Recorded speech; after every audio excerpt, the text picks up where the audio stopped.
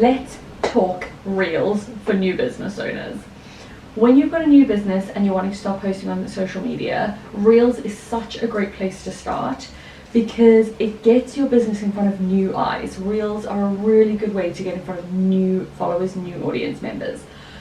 But most people struggle with Reels because there's so many different components that they have to consider in order to create content, and it feels really overwhelming. So today we're going to break down exactly what you need to know about posting consistent Reels on Instagram. First things first is the biggest reason why people don't post their Instagram Reels, and that is because they don't have video.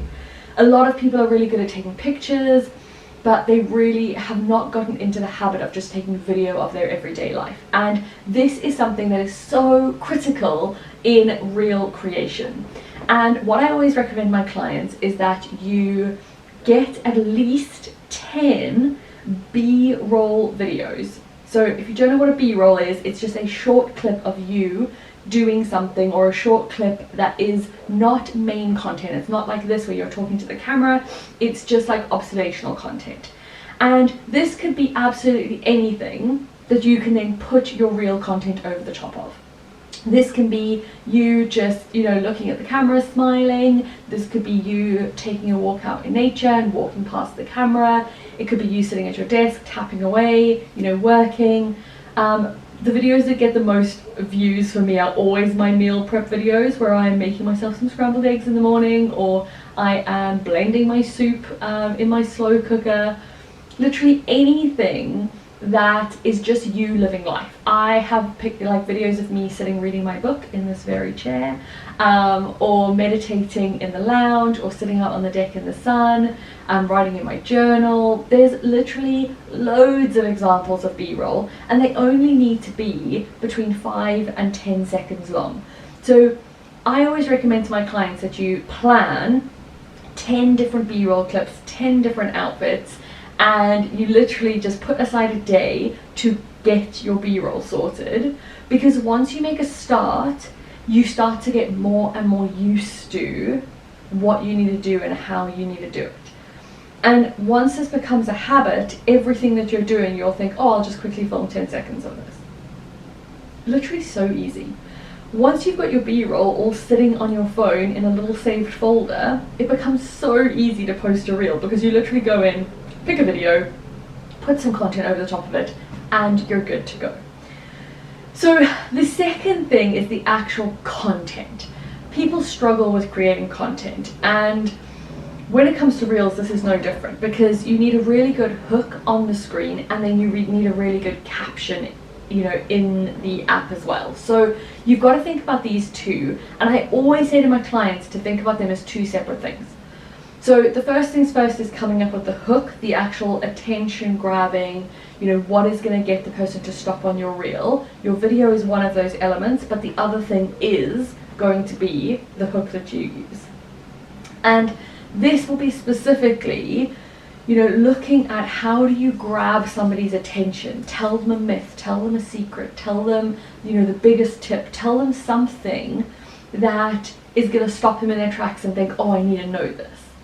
I need to know more about this.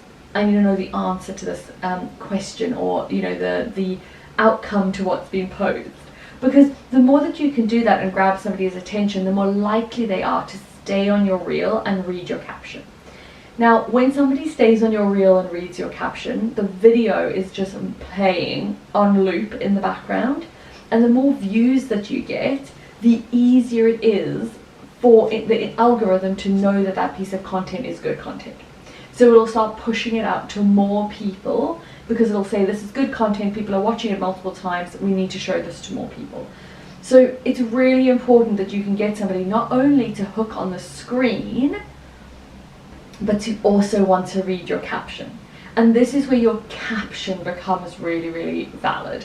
So in your caption, you want to make sure that you've got a bold, opening statement that makes somebody think, oh, I want to read more of that. And then you want to give them context, so they immediately know it's for them. They immediately go, oh yes, this is for me as a small business owner, or this is for me as somebody who struggles with this problem. And then you go into actually solving or giving the solution of what you're talking about.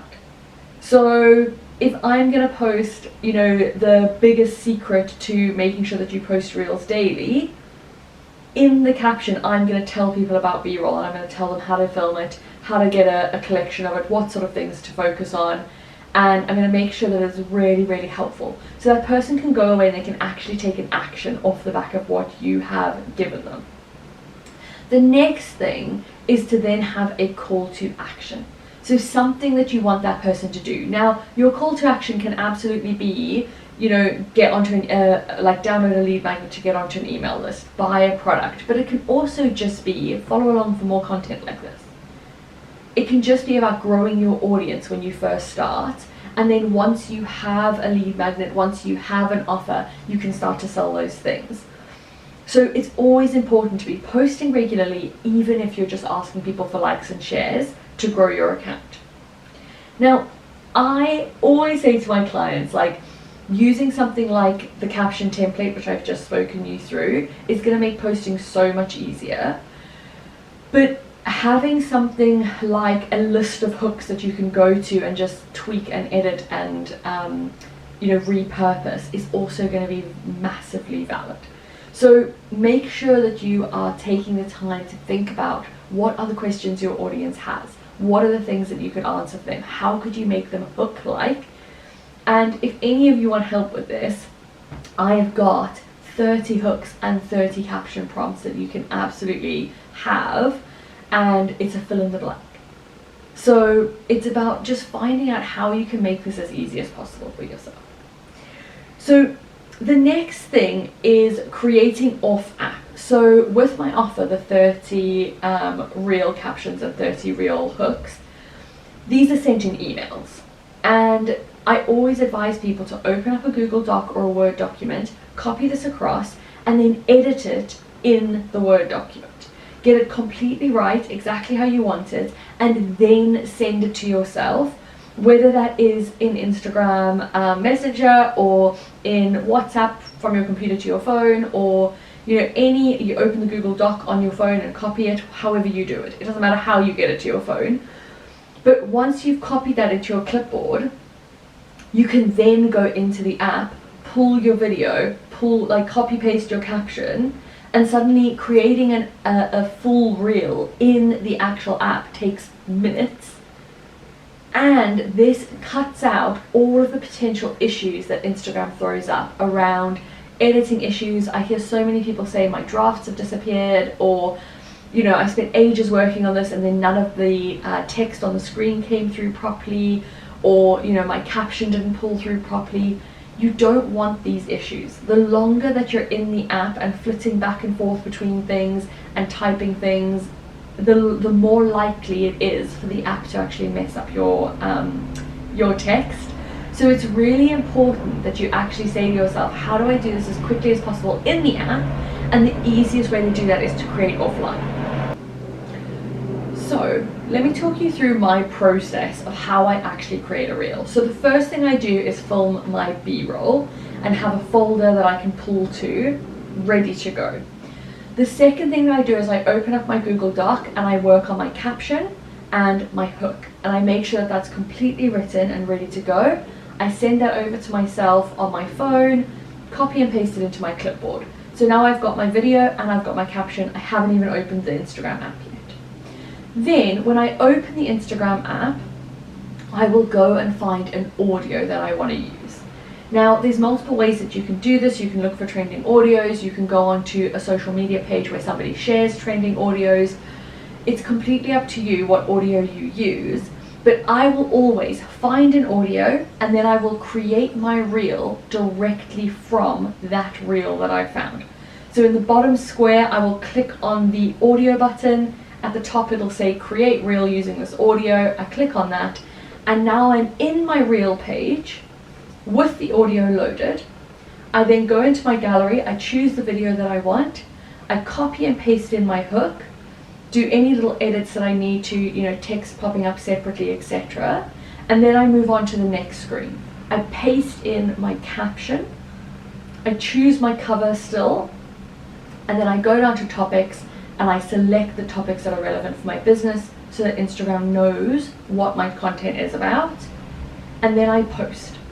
That whole process in the longest period of time will take me about 7 minutes. And that means that posting a reel becomes really, really easy rather than it being something that is hard. So I want you to think about, like, where do you find your audios? And then how do you make sure that you've got your B-roll and your captions and all of that in advance, so that if you are really busy on a particular day, you can just go in and just post really, really quickly. These are the things that you need to think about as a new business owner, because you want to be consistent in your content. You want to be making sure that you're posting regularly, but you also want to make sure that it's not taking all of your time and you have no other time to focus on other things that are important to grow your business. The final thing that I always do is I am always the first person to like my content. So as soon as I post my reel, I will go in and I will like my content. I always try and post when my audience is most active so that I get the flurry of likes and comments immediately.